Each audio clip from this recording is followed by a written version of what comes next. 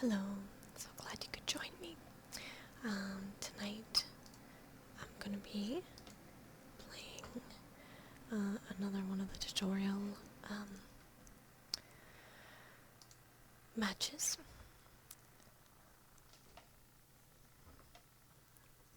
So let's see what we're up on. Instants and the timer.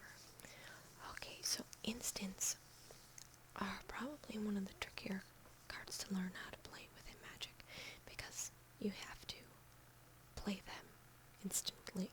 Like, you only have a short amount of time to decide if you're gonna play an instant or not. So, as always, I'm gonna start with my land. He's gonna play his land mountain. Instants. Unlike other spells, instants can be cast at any time, even during opponent's turn or in response to another spell. So, this is one area of Duels of Planeswalkers where things can be a little more difficult than if you were playing in person. Because when you're playing in person, you can kind of go, wait 1 second, and then play your instant. But if you miss, I'll show you in a second, if you miss hitting that stop timer button, because it said to cast a spell at one of these times, press the space bar to stop the timer.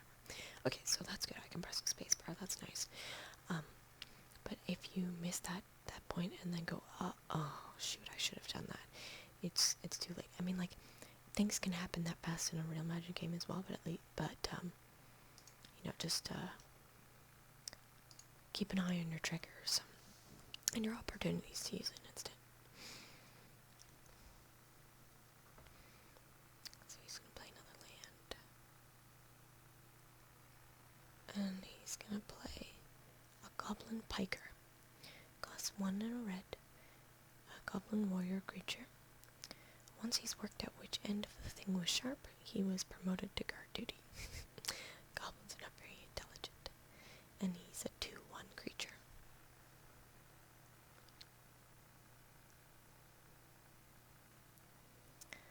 So we'll play another land. And so the only card that we can play right now is the Colonian Tusker. So we'll go ahead and play that card. And now, as you can see, this card is lit up. This is Giant Growth. This is one of my favorite instants. It costs green, and target creature gets +3/+3 until the end of turn. And it is, of course, an instant. So as the game just warned me, wait to cast the spell until later in the turn. So it's tempting to go, aha, I'm gonna make my creature giant. But you always want to keep your instants back as long as you can so that you can play them hopefully when your opponent isn't expecting one. But if you're playing against someone who knows Magic and they see that you have what's called mana open, that is untapped mana, and you're going into a combat phase, and then you do something that would be ordinarily kind of a dumb thing to do, they're probably going to clue into the fact that you have an instant that you're just waiting to use. But that keeps them on their toes, because you could be bluffing. They don't know for sure. Rather than just, like, I could play Giant Growth now and make my Tusker a 6/6 for the rest of the turn, but then going into the combat phase, my opponent would already have that information. So it's always better to wait until you, as long as you can, to cast that Giant Growth. So I have nothing to do in my next main phase. We'll keep going. Play his mountain. Now he's playing Lightning Talons. 2 and a red. Enchantment Aura. Enchant creature. Enchanted creature gets +3/+0 and has first strike. The victim was either clawed to death or struck by lightning, possibly both. Peljava, Wojak Investigator. I like Lightning Talons, it's a good card. Okay, so he's gonna probably put that, yeah, seeing as that's the only creature he has. So now, he has this 5/1 creature that he can attack with. With lightning talents, Goblin Piker is a 5/1 with first strike. Normally this would kill your Colonian Tusker, but you have a spell that can change the situation. We do indeed. So, right now... Well, okay, so first we'll block, and then stop timer. And now we cast the Giant Growth onto the Colonian Tusker, which now makes him a 6/6. So, the first strike... Oh, here we go, it's explaining everything anyway. Goblin Piker has 5 power, so it deals 5 damage to Colonian Tusker. And first strike means that it does its damage first. So, first strike damage. But the Colonian Tusker will be alive now, because it has the 6 toughness instead of its original 3. And now, Colonian Tusker will have 6 power, so it deals 6 damage to the Goblin Piker, which will kill it. So that gets rid of the Goblin Piker and the enchantment, which is excellent.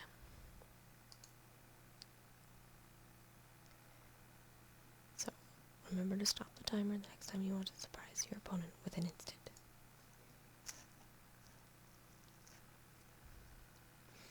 So now it's my turn again, and I can play a Spiked Baloth with Trample, so I'm going to go ahead and do that.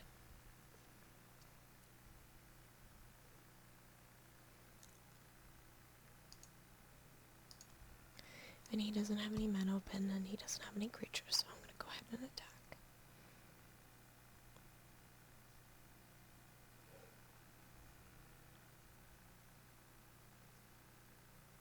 Let's see what he's going to do next.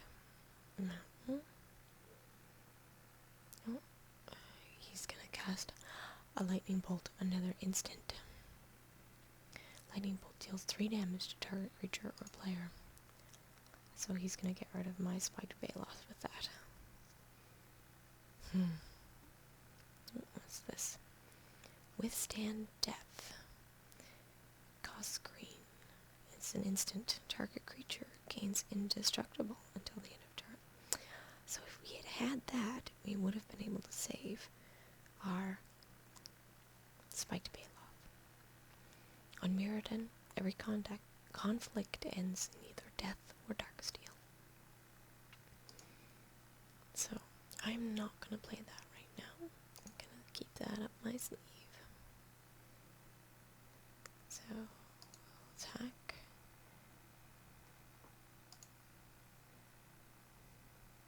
See if he does anything. Nope. Damage goes through.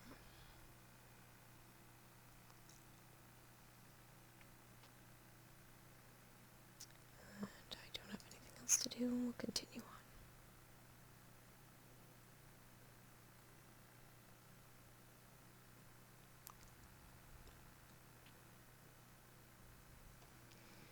Another forest. Now we can cast an Alpha Tarax.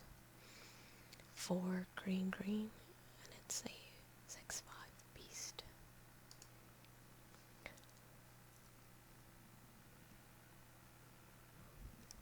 Pardon me. I'll attack again.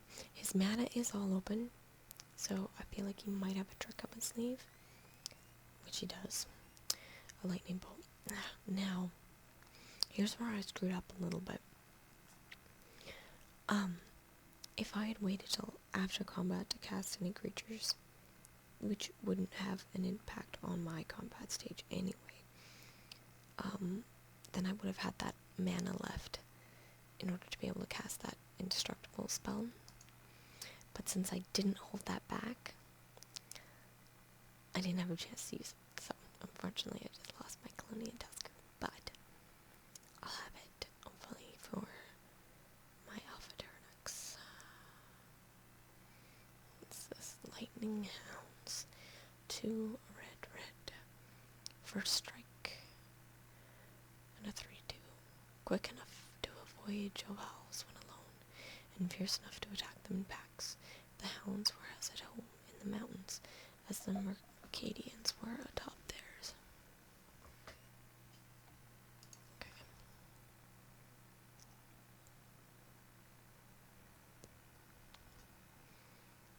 The forest.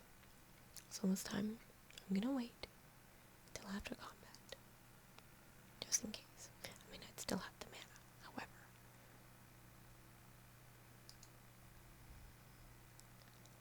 I'm gonna go ahead and attack, because even if he blocked with that creature, it would die and my creature would not. And if my opponent has a trick up his sleeve, I also have a trick up my sleeve. So I'm comfortable attacking. He's decided not to block.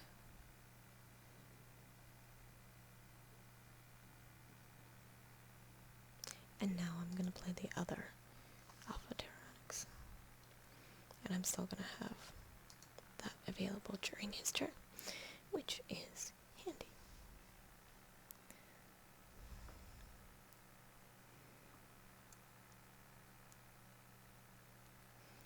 What's he got?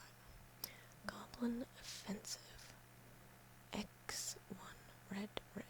Put X1/1 red goblin creature tokens onto the battlefield. They certainly are offensive.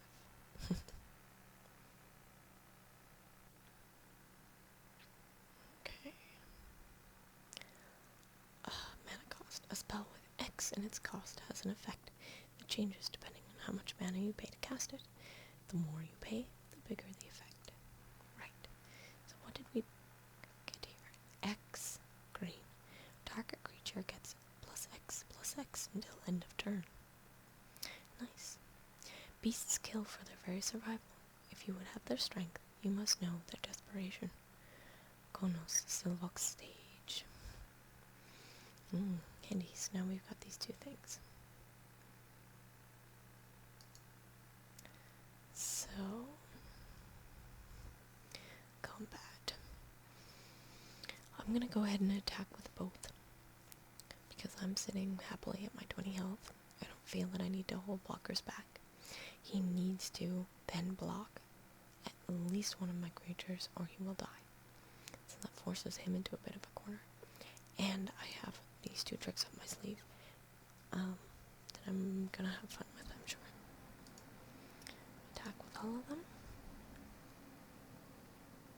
He's gonna block. And I'm gonna stop the timer. And we're gonna look at the battlefield for a moment. So, we have one of my Alpha Tyranics is just being blocked by one little goblin. Just one. So he's gonna survive. However, this one is being blocked by a 3/2 and 3/1/1s. So that's 3, 4, 5, 6 damage. So that's enough to kill him. So I'm going to go ahead and cast Withstand Death on him so that he doesn't die. And instead, he's going to deal probably, enough damage to kill most, if not all, of these creatures.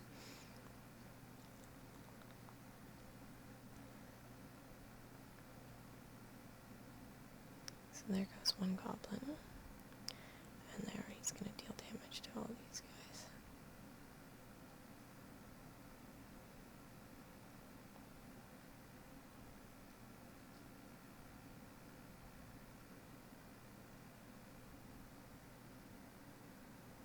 So that basically cleared the field. That was lovely. Yes, there was only one goblin that he couldn't kill with all his damage there. We got a lava axe.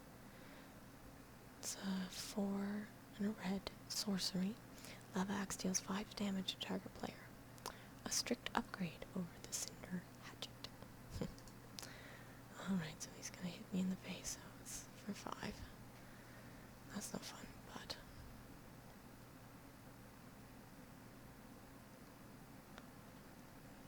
and now we have 2 untamed mites.